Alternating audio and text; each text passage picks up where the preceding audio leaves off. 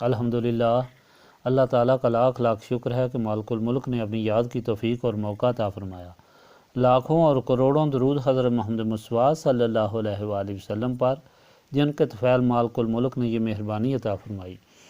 سامعین کرام، اللہ تعالیٰ نے قرآن پاک میں ارشاد فرمایا، اعوذ باللہ من الشیطان الرجیم، بسم اللہ الرحمن الرحیم۔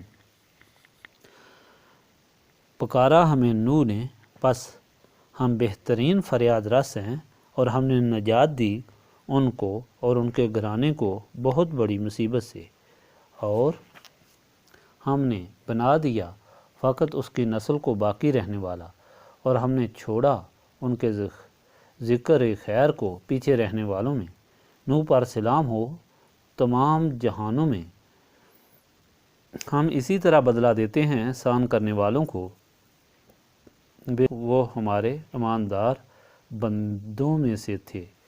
پھر ہم نے غرق کر دیا دوسرے لوگوں کو، اور ان کی جماعت میں سے ابراہیم بھی تھے، جب وہ حاضر ہوئے اپنے رب کے دربار میں قلب سلیم کے ساتھ، جب انہوں نے کہا اپنے باپ اور قوم کو کہ تم کس کی پرستش کرتے ہو؟ کیا جھوٹے خدا اللہ تعالیٰ کے سوا تم چاہتے ہو؟ پس تمہارا کیا خیال ہے سارے جہانوں کے پالنے والے کے متعلق؟ پھر آپ نے دیکھا ایک بار ستاروں کی طرف اور کہا میری طبیعت ناساز ہے، چانچہ وہ لوگ انہیں پیچھے چھوڑ کر چلے گئے۔ پس آپ چوکے سے ان کے دیوتاؤں کی طرف گئے، پھر کہا ان سے کیا تم نہیں کھاتے؟ تم کو کیا ہو گیا کہ تم بولتے نہیں؟ پھر پوری قوت سے ضرب لگائی ان پر اپنے دانے ہاتھ سے۔ پھر وہ لوگ دوڑتے ہوئے آپ کی طرف آئے۔ آپ نے کہا کیا تم ان کو پوجتے ہو جن کو تم نے خود تراشا ہے؟ حالانکہ اللہ تعالیٰ نے تم کو پیدا کیا اور ان کو بھی جن کو تم پوجتے ہو۔ انہوں نے کہا بناؤ اس کے لیے وسیع آتش کدہ، پھر اس کو اس میں پھینک دو، اس بھڑکتی آگ میں۔ انہوں نے چاہا کہ آپ کے ساتھ مکر کریں، لیکن ہم نے ان کو ذلیل کر دیا۔ اور آپ نے کہا میں جا رہا ہوں اپنے رب کی طرف، وہ میری رہنمائی فرمائے گا۔ میرے رب عطا فرما مجھے ایک صالح بچہ۔ پس ہم نے خوشخبری سنائی ان کو ایک حوصلے والے بچے کی۔ جب وہ اتنا بڑا ہو گیا کہ آپ کے ساتھ دوڑ پھر سکے، آپ نے فرمایا اے میرے پیارے فرزند، میں نے دیکھا ہے خواب کہ میں تمہیں ذبح کر رہا ہوں، اب بتا تیری کیا رائے ہے؟ عرض کیا ہے میرے باپ، حکم کی تعمیل کیجیے، اللہ تعالیٰ نے چاہا تو آپ مجھے صبر کرنے والوں میں سے پائیں گے۔ پس جب دونوں نے سر تسلیم خم کر دیا اور باپ نے بیٹے کو پیشانی کے بل لٹا دیا، اور ہم نے آواز دی اے ابراہیم، بے شک تو نے سچ کر دکھایا خواب کو، ہم اسی طرح بدلہ دیتے ہیں نیکی کرنے والوں کو، بے شک یہ بڑی کھلی آزمائش تھی، اور ہم نے بچا لیا اس کو فدیہ میں ایک عظیم ذبیحہ دے کر، اور چھوڑا ہم نے اس کا ذکر آنے والوں میں سلام ہو ابراہیم پر۔ اسی طرح ہم بدلہ دیتے ہیں نیکوکاروں کو، بے شک وہ ہمارے مومن بندوں میں سے تھا، اور ہم نے بشارت دی اس کو اسحاق کی، وہ نبی صالحین میں سے ہے، اور ہم نے برکتیں نازل کی اس پر اور اسحاق پر، اور ان کی نسل میں کوئی نیک ہوگا اور کوئی اپنی جان پر کھلا ظلم کرنے والا۔ پچھلے فرمان میں آپ نے سنا کہ حضور رحمت للعالمین صلی اللہ علیہ وآلہ وسلم نے اللہ تعالیٰ کا پیغام مشرکین یہود و نصارہ کو سنایا کہ مالک خالق رب صرف ایک ہی ہے، جس کی ذات میں کوئی شریک ہے نہ صفات میں، وہ قادر مطلق ہے، جو چاہے کرے۔ اس نے ساری مخلوق کو پیدا فرمایا اور ان کی ہدایت کا ذریعہ انبیاء کو بنا کر بھیجا، ان کو کتب سماوی بھی دیں، اور مختصر یہ حکم فرمایا کہ جو اللہ تعالیٰ کے رسول کی غلامی اختیار کرے گا، اطاعت کا عمل کرے گا، اسے اللہ تعالیٰ کی عبادت کا طریقہ اور سلیقہ معلوم ہوگا، اور وہ دونوں جہانوں میں سرخرو اور سرفراز ہوگا، اور شیطان اس کا کچھ نہ بگاڑ سکے گا۔ ایک وقت مقرر ہے جب اللہ تعالیٰ سب سے ان کے اعمال کا حساب لے گا، جنہوں نے اللہ تعالیٰ اور اس کے رسول صلی اللہ علیہ وآلہ وسلم کی اطاعت میں زندگی گزاری ہوگی۔ ان کے لیے جنت کے باغات ہوں گے اور ہر قسم کی نعمتوں سے نوازے جائیں گے۔ اور وہ تختوں پر بیٹھے ایک دوسرے سے باتیں کریں گے، لیکن جنہوں نے شیطان کی حما پر زندگی گزاری، اللہ تعالیٰ کے ساتھ اس کی مخلوق کو شریک کیا، رسولوں سے بغاوت کی، ان کے لیے جہنم ہوگی جس میں آگ ہوگی، اور کھانے کے لیے تھور اور پینے کے لیے گرم پیپ اور خون ہوگا۔ آج کے فرمان میں انہی لوگوں کو بتایا جا رہا ہے کہ تم اللہ تعالیٰ کے آخری رسول صلی اللہ علیہ وآلہ وسلم کے ساتھ وہی سلوک کر رہے ہو جس طرح نوح ابراہیم کی قوم نے ان کے ساتھ کیا، اور ان کا انجام سب کو معلوم ہے۔ نوح کو انتہا درجے کی تکلیف دی گئی، آخر تنگ ہو کر انہوں نے اللہ تعالیٰ سے درخواست کی کہ یہ قوم ماننے والی نہیں، میں مغلوب ہو چکا ہوں، میری مدد فرما۔ تو سب کو غرق کر دیا گیا، صرف نوح کی وہ اولاد بچی جو آپ کی تابع دار تھی، اور آئندہ ساری مخلوق ان کی اولاد سے ہے، اس لیے ہر شخص انہی کا ثنا خواں ہے۔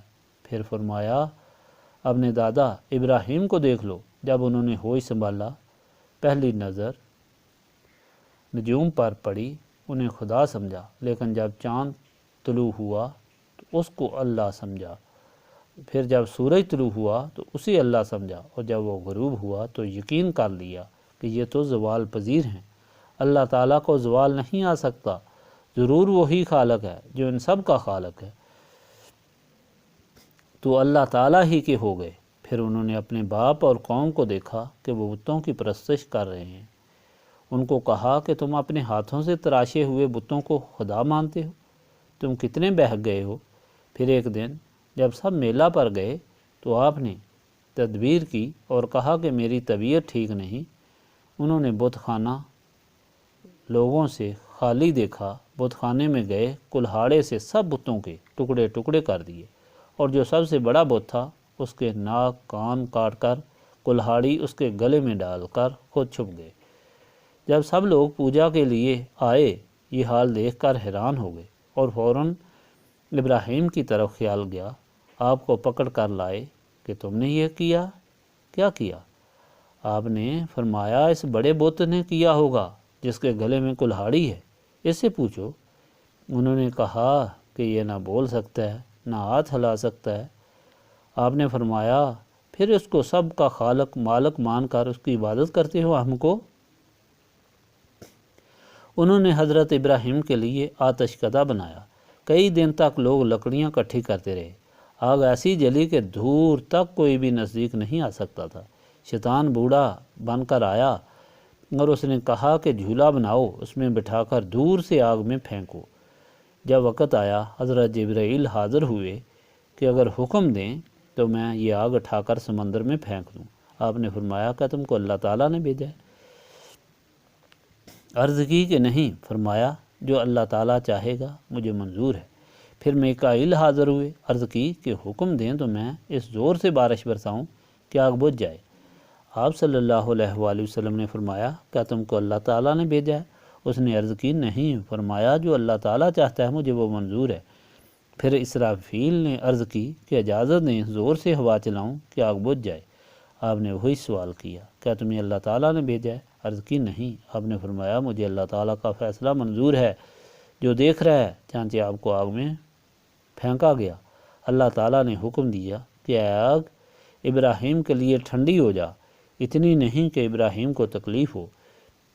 وہ آگ اور لکڑیاں باغ بن گیا اور ایک تخت بن گیا جس پر جبرائیل نے آپ کو آرام سے بٹھایا، لیکن بد وقتوں نے پھر بھی نہ مانا۔ آپ ملک شام کی طرف چلے گئے۔ آپ کی 90 سال عمر تھی اور آرزو تھی کہ کوئی صالح بیٹا ہو۔ اللہ تعالیٰ نے آپ کو اسماعیل عطا فرمائے، اور جب آپ سن بلوغت کو پہنچے تو آپ نے مکہ معظمہ میں آ کر فرمایا، بیٹا مجھے اللہ تعالیٰ نے حکم فرمایا کہ میں تم کو ذبح کروں۔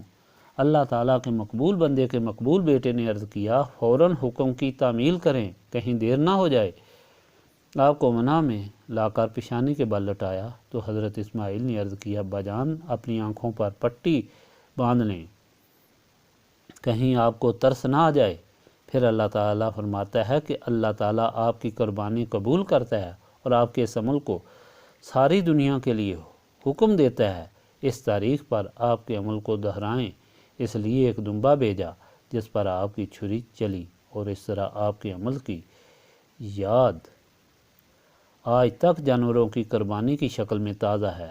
حضرت سائرہ جنہوں نے حضرت ابراہیم کے ساتھ ہجرت کی، انہوں نے اپنی کنیز حضرت ہاجرہ سے حضرت ابراہیم کا عقد کر دیا تھا، جس سے حضرت اسماعیل پیدا ہوئے۔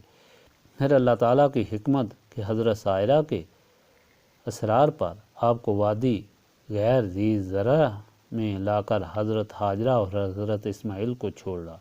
ادھر حضرت سائرہ کو بھی حضرت اسحاق عطا فرمائے، جن کی اولاد سے حضرت یعقوب کی نسل بنی اسرائیل چلی، جن سے یہ یہودی اور نصرانی تھے، اور اسماعیل کی نسل سے مشرکین مکہ تھے۔ اس لیے ان کو گزشتہ تاریخ ہدایت کے طور پر قرآن پاک میں سنائی گئی کہ تم اللہ تعالیٰ کے رسول صلی اللہ علیہ وآلہ وسلم سے اس طرح کا سلوک کرتے ہو جس طرح حضرت نوح سے ان کی قوم، حضرت ابراہیم سے ان کی قوم نے کیا، اور پھر ان کا انجام دیکھ لو، جنہوں نے اطاعت اختیار کی اور جنہوں نے بغاوت کی۔ اے منکرین، اگر تم باز نہ آئے تو تمہارا انجام بھی وہی ہوگا جو ان کا ہوا، اور اللہ تعالیٰ کے رسول صلی اللہ علیہ وآلہ وسلم اور آپ کے غلام سرخرو اور سرفراز ہوں گے۔